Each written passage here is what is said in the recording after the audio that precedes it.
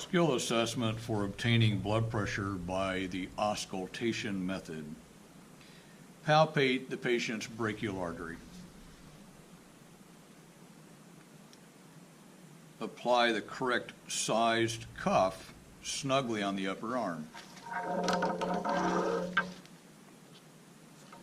The sizing technique shown here shows that the arrow on the cuff is on top of the brachial artery, and the range, as seen in the picture, matches the index.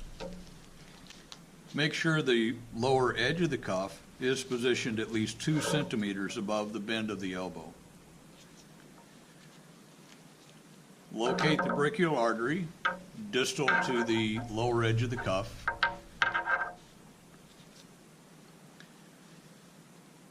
And place the stethoscope over the brachial artery.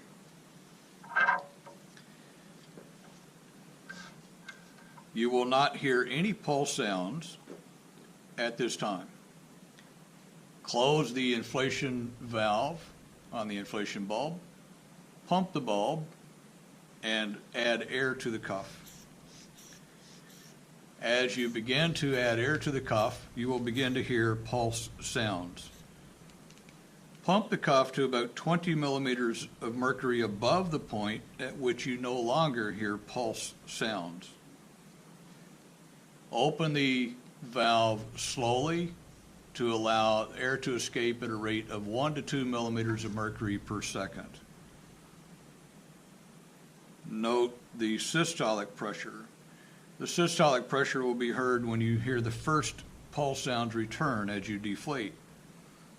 You will continue to hear pulse sounds as you deflate the cuff. The diastolic pressure is when you hear the last pulse sound. After you have obtained your systolic and diastolic readings, open the valve and quickly release any remaining air. Document your reading.